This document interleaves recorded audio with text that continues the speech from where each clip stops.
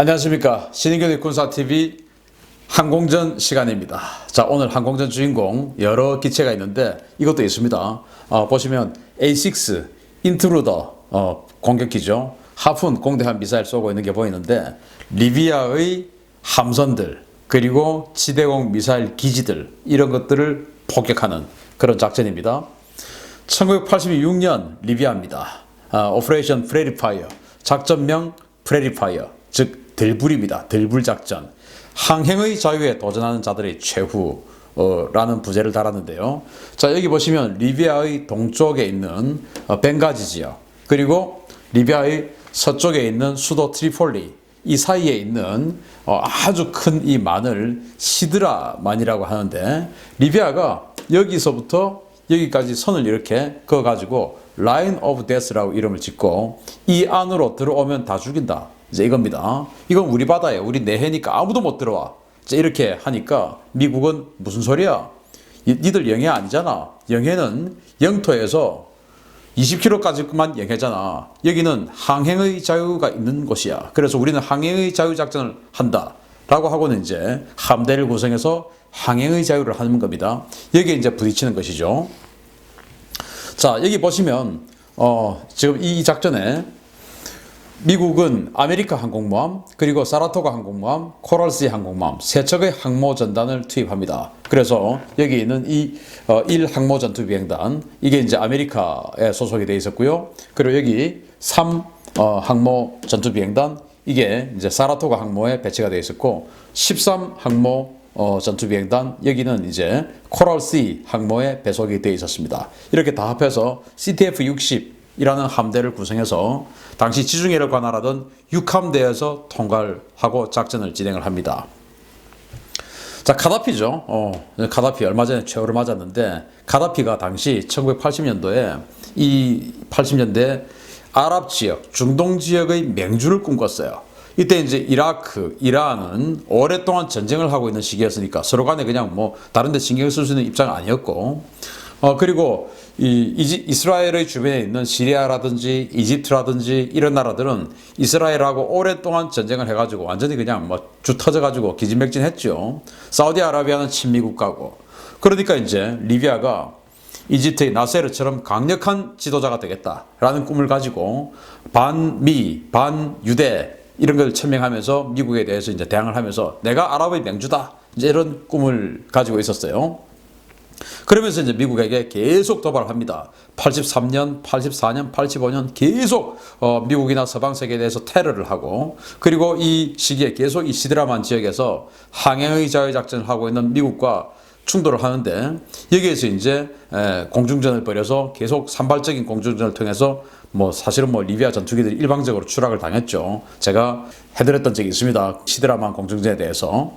자, 이때 뭐 물론 이거 보고 한 이야기는 아니겠지만, 카다피 보고 한 이야기는 아니겠지만, 당시 1980년대 미국의 최강의 헤비급 복서가 있죠. 마이크 타이슨. 타이슨은 이렇게 이야기했습니다. 누구나 처맞기 전까지는 그럴싸한 계획을 가지고 있지 라고 이야기했던 마이크 타이슨인데, 아마 미국 로널드 레이건 대통령이 카다피에게 생각했던 멘트가 바로 이 멘트가 아니었을까라고 생각을 합니다.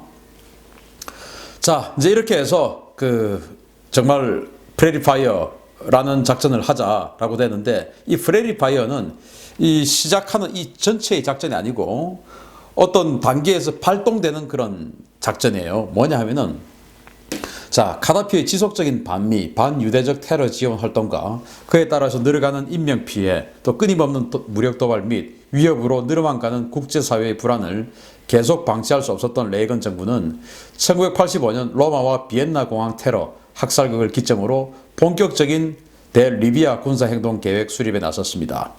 작전의 목표는 경제 제재와 더불어서 강력한 군사력 과시를 통해 가다피가 정책 노선을 변경하고, 이를 통해 군사력 사용 및 전면 충돌 가능성을 조기에 차단하는 것입니다.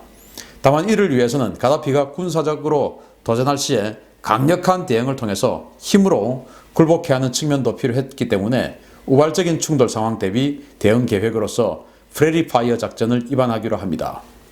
그래서 이 프레리 파이어 작전은 항행의 자유 작전인 어테인 다큐먼트 작전 중에 리비아로부터 적대 의도, 행위를 통한 도발이 자행될 시에 이에 대응해서 교전 및 응징에 나서는 것을 목표로 하는 그런 교전 수칙의 일종입니다. 리비아가 어떠한 수단으로든지 도발에 나설 경우에 작전은 프레리 파이어 계획으로 즉각 전환하도록 했는데요. 미군은 이 프레리 파이어를 발동하면 교전 수칙을 80년 교전에서 한 단계 더 나아가서 적대 의도에 대해서도 적극적으로 대응, 교전, 그리고 사격을 허용하도록 계획했습니다. 자, 이제 로널드 레이건 대통령이 업그레이드한 작전은 뭐냐? 쟤들이 쏘면 바로 현장에서 때려버려. 이제 이게 로널드 레이건 대통령이 지시를 했습니다. 그전에는 쟤들이 쏘면, 적이 쏘면 그것을 상부에 보고하고 반격을 할까 말까 지침을 받고 그렇게 해서 반격을 하는 거예요. 정말 우리 2002년 연평해전, 제2연평해전 때 이런 비슷한 교전 수칙 때문에 우리가 큰 피해를 받지 않습니까? 이전에 교전 수칙이 그랬던 거예요. 그때 이제 로널드 레이건 대통령이 그래서는 안 된다. 쟤들 쏘면 바로 현장에서 바로 반격해. 이게 이제 83년 교전 수칙인데 거기에 더 나아가서 이 프레리 파이어 교전 수칙은 뭐냐면은 쟤들이 프레리 파이어를 발동을 딱 하는 순간 쟤들이 쏘지 않더라도 내가 위협을 느끼고 적대적인 의도만 보이면 바로 그냥 반격해버려. 쏴버려. 이제 이게 프레리 파이어예요. 그러니까 저들이 쏴야 반격하는데 이거는 쏘지 않더라도 내가 위협을 느끼면 그냥 반격하는 겁니다. 그게 이제 프레리 파이어 작전입니다. 발동을 해야 되는 겁니다.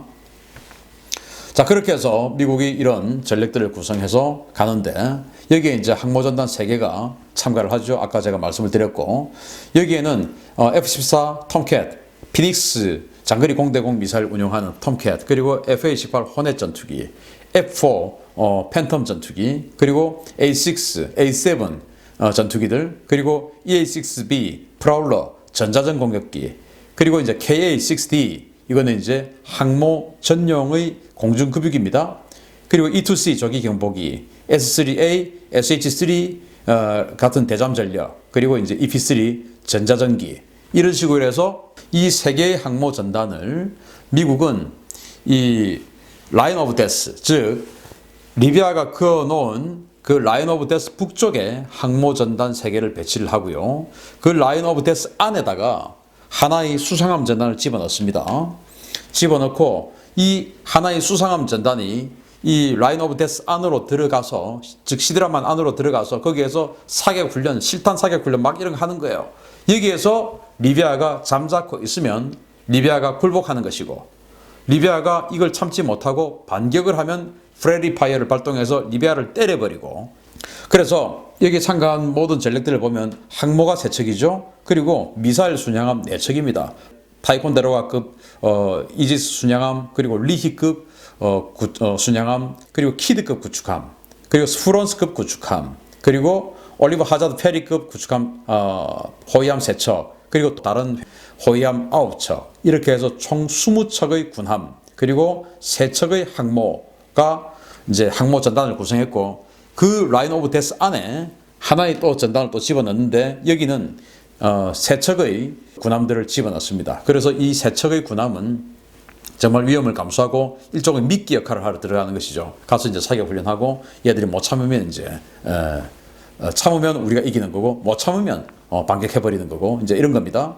그러면서 미국은 이 3척의 항모 전단을, 3개의 항모 전단을 항상 2개는 전투 준비시킬 수 있도록 라인 오브 데스 바깥에 8시간 근무 체제로 돌려요. 그래서 우리 통상적으로 8시간 근무 체제 그러면 삼직제 아닙니까? 그래서 8시간씩 근무하고 16시간 쉬고 이렇게 하는 건데, 이건 그게 아니고 8시간 쉬고 16시간 작전하는 거예요. 그래서 8시간 빠지고 다시 8시간 쉬었던 게 다시 들어가고, 이런 식으로 8시간씩 쉬고 16시간씩 작전을 해서 이 3척의 항모가 항상 2척은 전투 준비를 할 수 있는 태세를 딱 갖춰 놓고 지금 이제 무력 시위를 하는 겁니다. 자, 이렇게 해서 작전을 하고요. 여기에다가 총 14개 지역의 초계 스테이션 지역을 이제 만들어 가지고 F-14라든지 이런 것들이 계속 이제 14군데에서 초계를 돌고 있습니다. 어떤 돌발 상황이 있을지 모르니까 이런 제공기들이 14개 지역을 초계를 합니다. 자, 그런데 이런 와중에 이제 드디어 리비아가 도발을 합니다. 리비아 벵가지 인근에, 원래 그쪽이 기지가 아닌데 리비아가 몰래 미그 25를 가지고 왔어요. 리비아가 가지고 있는 최강의 전투기죠. 미그 25. 그래서 3월 24일 12시경입니다. 오전 정오죠. 3월 24일의 첫 도발은 벵가지의 알베니아 기지로 전방 전개한 미그 25 두 대가 미 해군의 F-14 두 대를 요격하기 위해서 긴급 출격하며 시작이 되었습니다. 미그 25 편대는 채공 중인 모든 침입자들을 격추하라는 명령을 하달받고 스크램블에 나서서 한 6km 상공까지 상승했습니다. 당시 출격에 나섰던 당시 리비아 미그 25 편대장인 알리사니의 증언에 따르면 지상관제소에서 30km 떨어진 지점에 적기가 있다고 알리면서 레이더 가동 및 목표 포착 후에 격추를 지시했습니다. 그러나 그는 톰캣에 피닉스 미사일이 장착된 상태일지도 모른다고 판단하고 BVR 공격에 나서는 대신 근거리까지 접근해서 R-60, 즉 AA-8 적외선 단거리 열추적 미사일로 공격하려고 접근을 했습니다. 그래서 알리사니의 편대는 레이더를 켜지 않은 상태로 계속해서 F-14 톰캣 편대를 향해 접근했습니다. 결국 미국인은 톰캣의 근거리에서 마주치는 데 성공했으나 순식간에 톰캣을 시야에서 상실했고 결국 미사일 조준하고 사격에 실패했습니다. 자, 톰캣들이 이렇게 지나가고 있어요. 이제 오고 있는데 미그 25가 갑자기 확 이제 올라옵니다. 올라오는데 서로 간에 순식간에 지나가 버렸어요. 지나가 버립니다. 그랬는데 이 당시 소련제 이 AA-8은 꼬리를 물어야 사격을 할 수가 있는 열추적 미사일이었어요. 그래서 지나갑니다. 지나가서 이렇게 봐야 되는데 미그 25의 후방 시야가 너무 안 좋습니다. 레이더는 또 뒤를 볼 수가 없죠. 그렇게 해서 지나가는 순간 미그 25는 F-14를 놓쳐버렸어요. 그러면 이제 F-14는 순식간에 지나가고 나서 급선에 회전해가지고 미그 25의 꼬리를 잡았습니다. 아시다시피 미그 25는 가속 성능, 속도 이런 것들은 아주 좋은데 이 기동성은 굉장히 느린 전투기 아닙니까? 선의 반경 아주 크고 이 뭐 근접 전투에는 굉장히 불리한 전투기가 미그 25죠. 그냥 속도에 올인한 전투기 아닙니까? 그래서 지나가고 나서 F-14가 급 커브를 틀고는 이제 꼬리를 잡았는데 아직 프레리 파이어가 발동이 안 된 거예요. 그래서 분명히 지금 이 상태는 나를 공격하려고 온 위협적인 상황이었는데 지금 이 미그 25가 나에게 미사일을 쏘지 않았기 때문에 지금 현재 상황에서는 83년에 업그레이드된 그 교전 수칙대로만 따를 수밖에 없었던 겁니다. 그런데 프레리 파이어를 발동을 딱 하면은 내가 위협을 느꼈어. 이 자식 쏴야지 해서 바로 지금 꼬리를 잡았으니까 사이드와인더를 쏴버리면 되는데 이걸 지금 쏠 수가 없는 거예요. 그래서 계속 꼬리 잡기만 하고 있는 겁니다. 자, 지금 그래서 그때 영상이 굉장히 유명해서 영상이 지금 있는데요. 한번 보시겠습니다.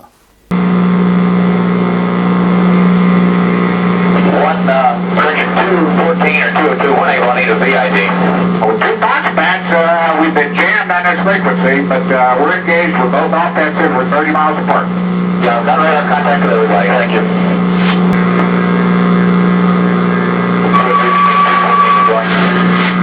Not sure what. Well, he's 60 miles north of you right now. Okay, disregard that. Then we'll leave here shortly. You want us to leave this, Captain? He's 40 miles north. Okay, you want us to leave our bogey? If he's still headed south, you can disengage. You can clear to disengage. Well, he's kind of sashaying between west and south. Okay, it's your call. You don't give us advantage.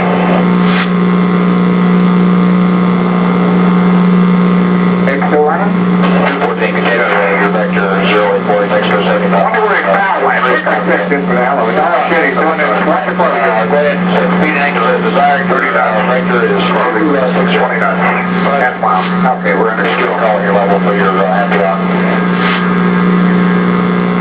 It's zero closure. Okay. 214, your happy rock will be 18,000 feet decimal on the nose for 70 miles. Your radar contact. Closure. Half a mile. Opening 10 knots. Okay, look around for two when you can detach your happy hour 055 and 60.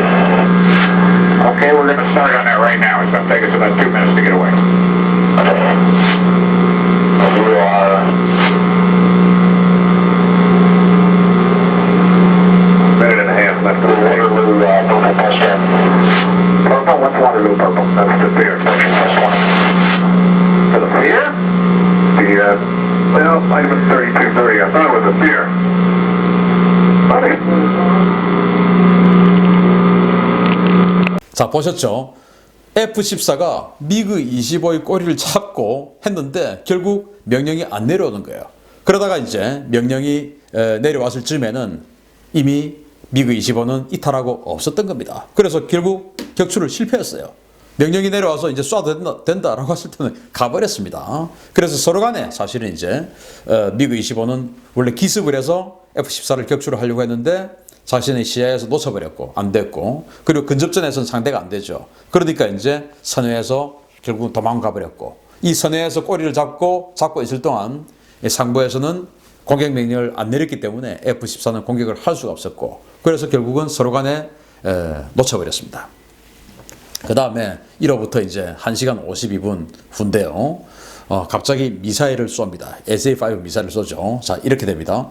벵가지 방면에서 미그 25 편대와 F-14 편대 간의 기동전이 발생한 후에 2시간가량이 지나고 이번에는 리비아 서부의 시르테에서 리비아군의 움직임이 포착됐습니다. 시드르만 서부 지역에서 전투 초계 중이던 F-14 후방 요격 관제수가 AN/AWG-9 레이더 화면을 통해서 저고도에서 이륙한 항적을 포착했습니다. 또 다른 리비아 공군의 도발 가능성에 그는 집중해서 해당 항적을 감시했는데 마하 1, 마하 2, 마하 3 엄청난 속도로 항적이 그들 향해 상승하며 똑바로 날아오는 것이 아닙니까? 무언가 잘못되었음을 직감한 그는 편대에 이를 알려서 긴급 회피 기동에 들어갔고 곧이어 E2 조기 경보기에서도 긴급 회피 경보가 들려왔습니다. F-14는 급반전 강화 기동을 실시했고 마침 인근에는 EA-6B 프라울러 전자전기가 초기하면서 전자전을 지원하고 있던 중이었습니다. SA-5는 전자전에 의해서 빗나가 버렸고 F-14 편대는 무사히 북쪽으로 이탈했습니다. 그리고 이후에 곧바로 프레리 파이어 작전이 발동이 되고 개시됐습니다. 자, 이제 이 F-14가 초계를 하고 있는데, 이렇게 초계를 하고 있는데 갑자기 이 F-14 후방석 레이더 관제수가 보니까 자신을 향해서 뭔가 지상에서 똑바로 비행기가 올라오고 있는 거예요. 근데 처음에는 마하 1, 마하 2, 마하 3 비행기가 마하 3으로 가속할 수가 없지 않습니까? 이거 뭐야? 미사일이구나. 이렇게 된 겁니다. 왜냐? 이 SA-5 미사일은 어마어마하게 크죠. SA-2만 하더라도 전봇대만 한데 이 SA-5는 뭐 거의 항공기만 합니다. 그러니까 처음에 항공기로 봤던 겁니다. 그런데 속도가 너무 빠르니까 미사일이구나 해가지고 이제 급반전 기동. 그래서 미사일이 이렇게 날아오니까 급반전 뒤집어서 확 이제 꺾어서 밑으로 내려가면서 이탈을 합니다. 자, 이런 상황에서 이제 이 SA-5 미사일은 계속 유도를 해줘야 돼요. 세미 액티브 미사일이기 때문에 이 통제소 레이더에서 계속 이 목표를 계속 조준해서 유도를 해줘야 됩니다. 그러니까 이 EA-6B 전자전기가 이 레이더를 먹통으로 만들어버리면 이 SA-5는 목표를 상실해버리죠.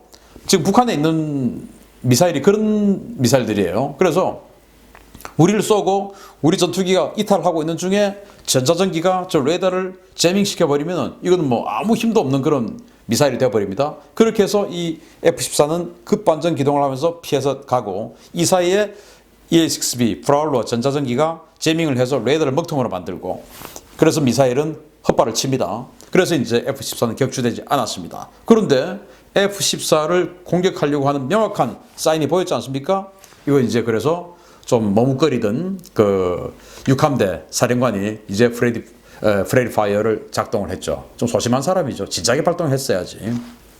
그래서 저 우리를 공격한 저 SA-5 기지 가만두면 안 되지 해가지고 그날 밤에 F-14와 EA-6B 프라울러의 지원을 받고 F-14는 호위를 해주고 EA-6B 프라울러 전자전기는 제밍을 해주고 그래서 A-7 콜세어 공격기 편대가 시르테의 이 리비아 SA-5 기지를 폭격하러 가서 함 미사일을 쏴서 파괴를 시켜버립니다. 이제 그야말로 전투가 시작된 거죠.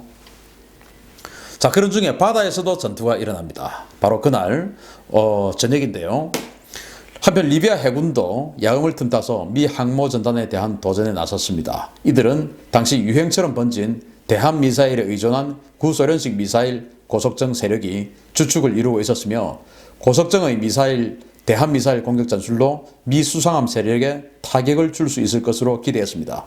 그러나 미 해군은 각 수상함에 장착된 최첨단 탐지 장비와 더불어서 E2 조기 경보기 그리고 EP3 전자전기 등의 지원 아래 강력한 조기 경보망을 구축하고 있었고, 사전에 포착한 이 또 식별한 위협 함선은 A6를 위시한 미군의 대함 타격 능력에 전혀 상대가 되지 못했습니다. 결국 하푼과 CBU 즉 클러스터탄 세례 속에서 리비아 수상함 전력은 시드라만으로 하나씩 수장되어 들어갔습니다. 자, 여기 지금 이 그림인데요. 당시 이제 리비아 고속정이 파괴되고 있는 모습을 이제 그림으로 그린 겁니다. 자, 이날 이제 리비아가 5척의 고속함 동원해가지고 미국의 항모전단을 때리러 갑니다. 당시 엘러트 쇼크 아시죠?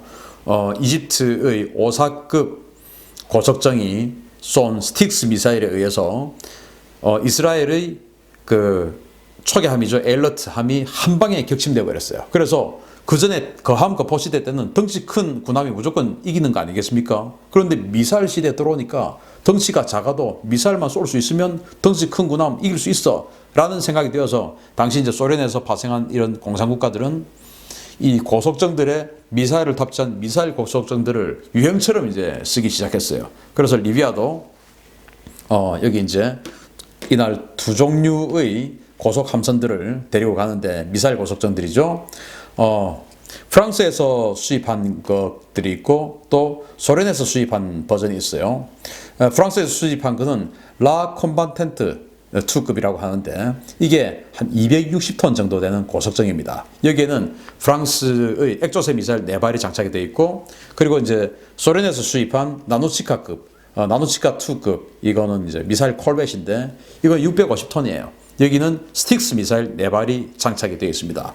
이거 합해서 5척을 보내가지고 저녁에 이제 야간이니까 미국의 항모전단을 공격하려고 나갔는데, 당연히 조기경보기 그리고 EP3 해상초계 정찰기에 들키죠. 그렇게 해서 이제 공격을 받게 되는데, 그래서 이 제일 첫 번째 밤 8시입니다. 그러니까 이 SA5 기지가 폭격을 받기 1시간 전입니다. 실제 그러니까 미국의 첫 번째 이 프레리 파이어의 희생은 바로 이 고속정이에요.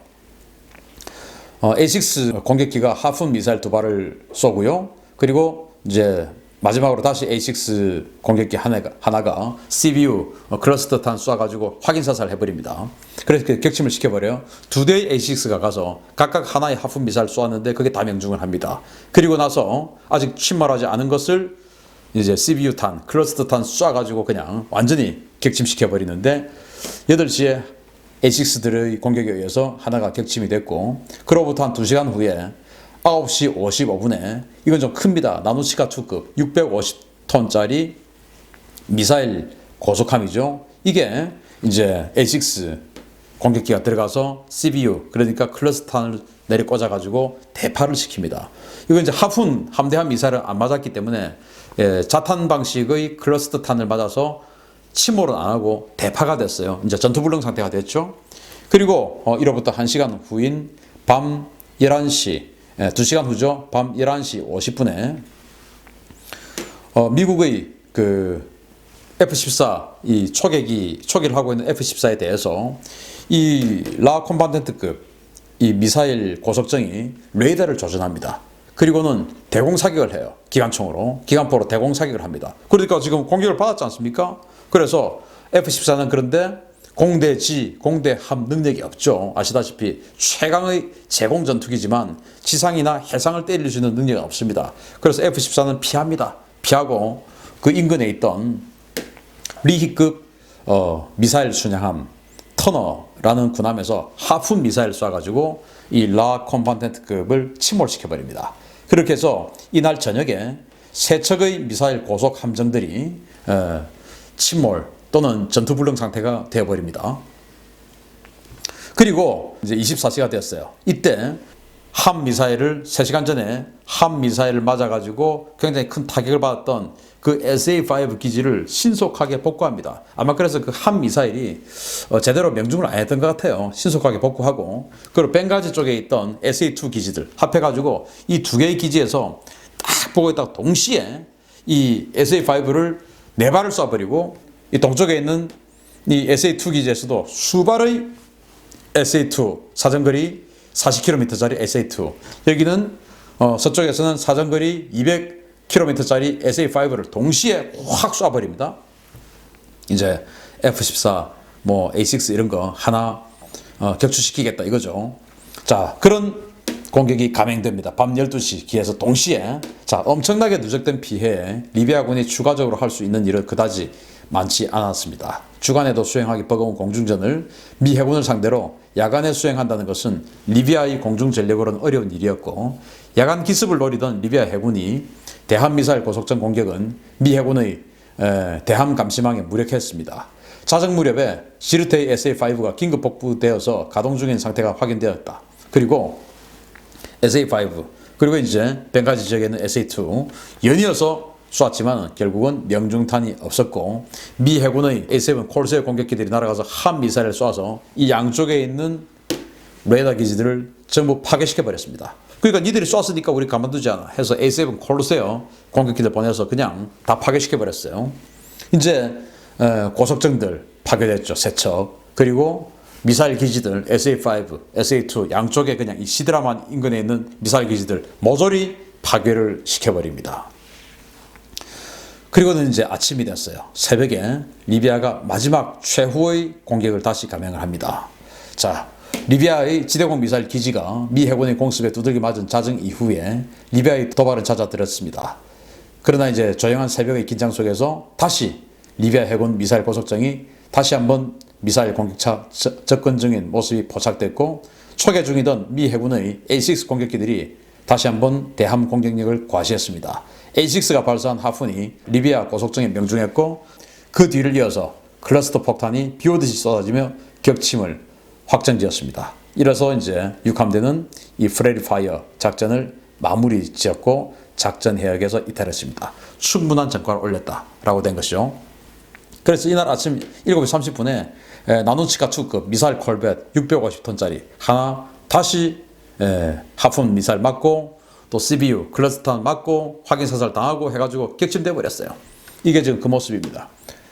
나누치카 2급 미사일 콜벳 당시 하푼 맞아서 불타고 있는 모습, 이 실제 사진입니다.